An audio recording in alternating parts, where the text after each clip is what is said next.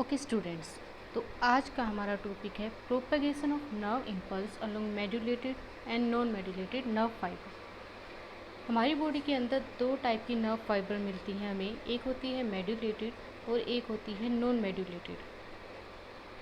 अगर हम सबसे पहले बात करते हैं नॉन मेडुलेटेड की, तो नॉन मेडुलेटेड नर्व फाइबर कौन सी होती है? नॉन मेडुलेटेड नर्व फाइबर वो होगी जिसके बाहर कोई भी माइलिन शीथ प्रेजेंट नहीं होती। माइलिन शीथ क्या होती है? एक white fatty substance, lipid substance मिलकर एक शीथ की फॉर्मेशन करता है जो कि नर्व फाइबर को कवर करती है और इंसुलेशन प्रोवाइड करती है। अगर ये माइलिन शीथ प्रेजेंट है तो हम उस नर्व फाइबर को बोलते हैं medullated nerve fibre.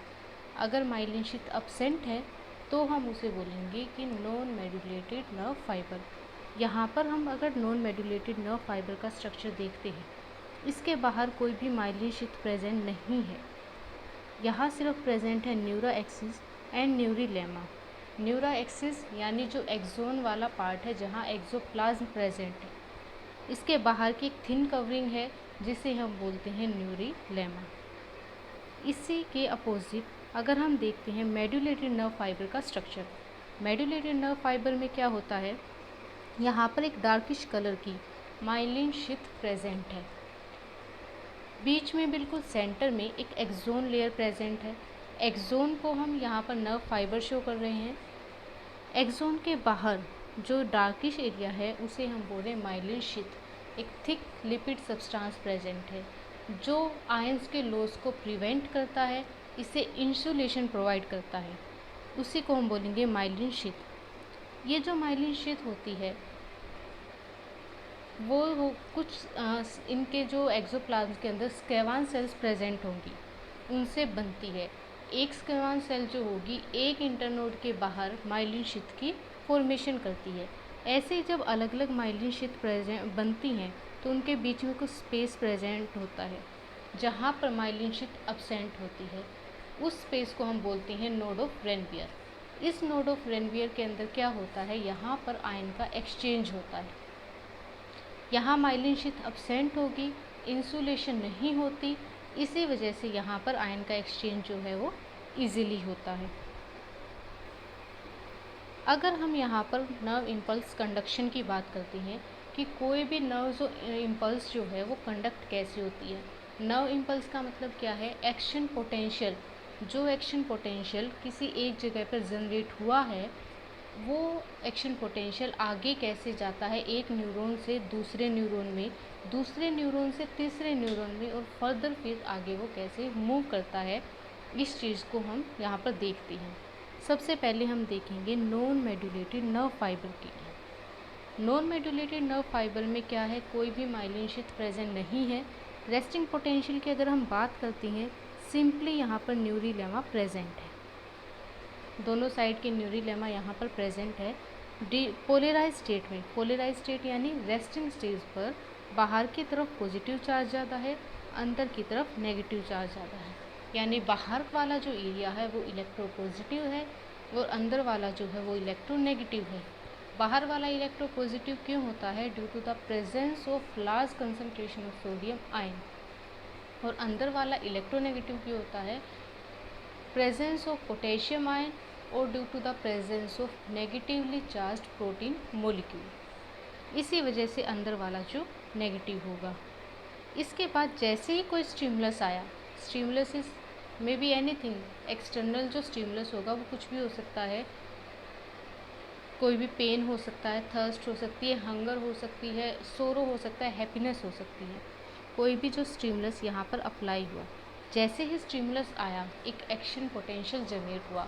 Action potential कैसे जनरेट हुआ? स्टिमुलस के आते ही क्या होगा? कुछ चैनल्स ओपन हो जाते हैं। जैसे सबसे पहले कैल्शियम चैनल ओपन होता है। कैल्शियम चैनल के ओपन होते ही न्यूरोट्रांसमीटर रिलीज़ होता है।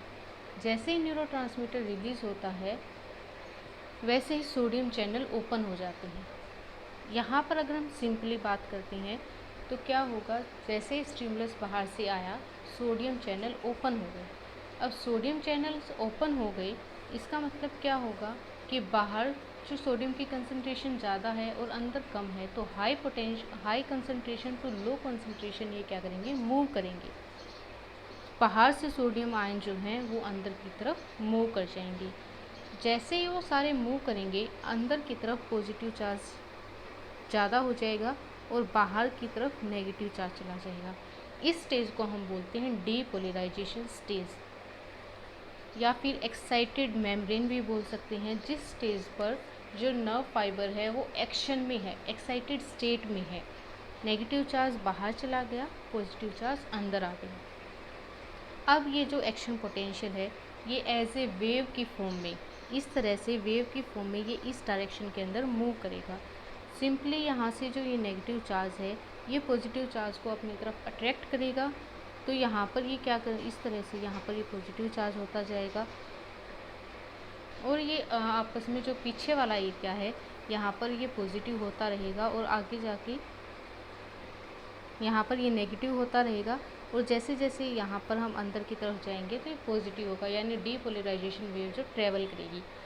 जैसे यहाँ पर एक जगह पर जब पॉजिटिव चार्ज की कंसंट्रेशन अंदर की तरफ ज़्यादा हो जाती है, जब सारे सोडियम आयन अंदर आ जाते हैं, तब धीरे धीरे सोडियम चैनल क्लोज़ होना स्टार्ट हो जाते हैं।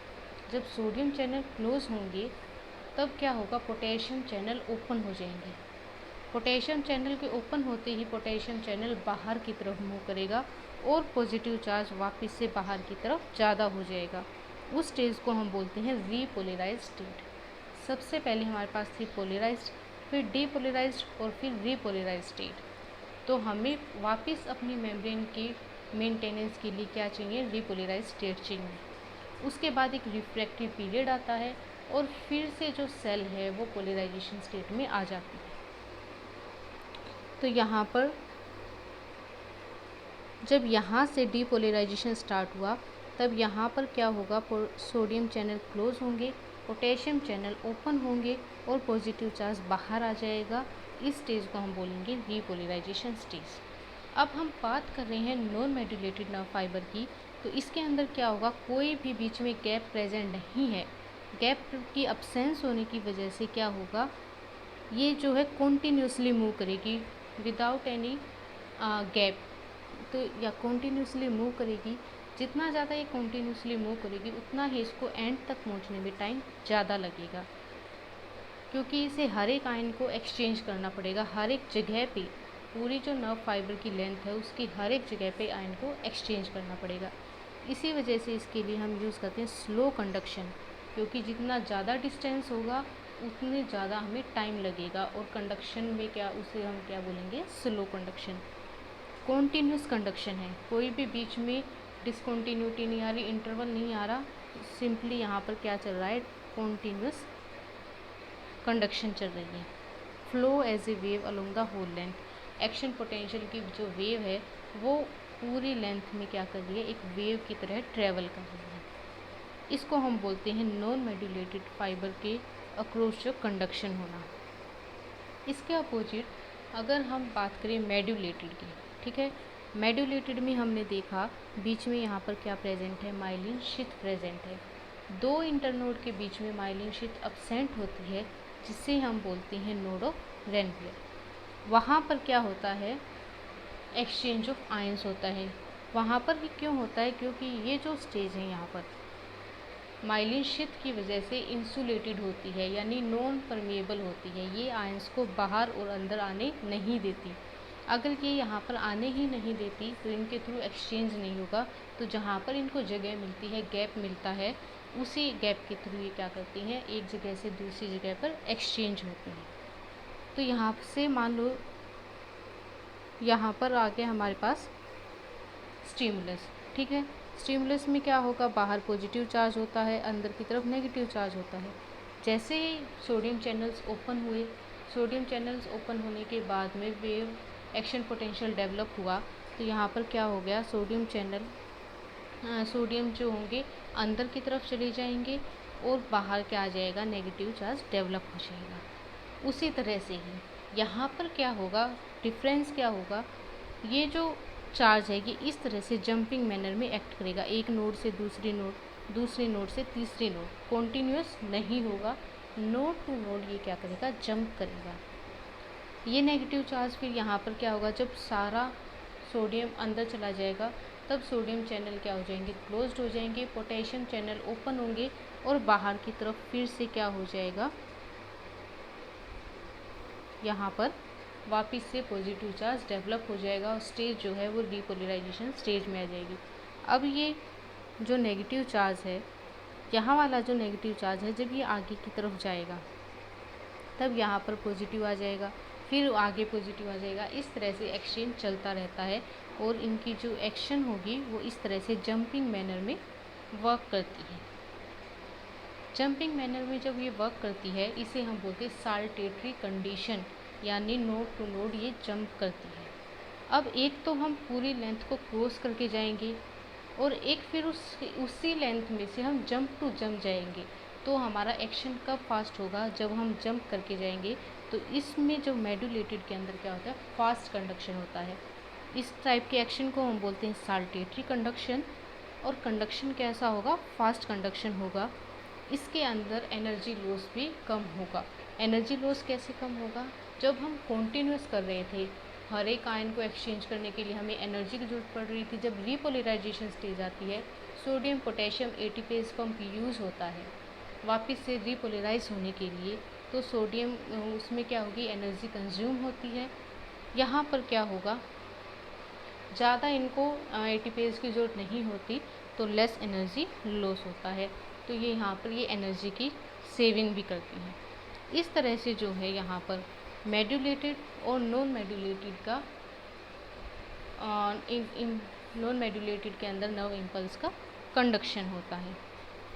हमारी बॉडी के अंदर दोनों टाइप की नर्व इम्पल्स कंडक्शन, दोनों टाइप की नर्व फाइबर हमें मिलती हैं। मेडुलेटेड भी होती हैं, कुछ नॉन मेडुलेटेड भी होती हैं। जैसे वाइट मैटर ऑफ ब्रेन के अंदर हमें मिलेंगे मेडुलेटेड, क्योंकि उसी की वजह से माइलिन शीथ जो होती है, lipid substance white colour show करता है, जिसकी वजह से ब्रेन के अंदर वाइट मैटर हमें अपीयर होता है। जहाँ माइलिन शीथ एब्सेंट होगी वहाँ पर हम बोलते हैं ग्रे मैटर ऑफ ब्रेन। ये दोनों के बीच का डिफरेंस है और इस तरह से नर्व इम्पल्स का कंडक्शन होता है along medullated and non medullated nerve fibre.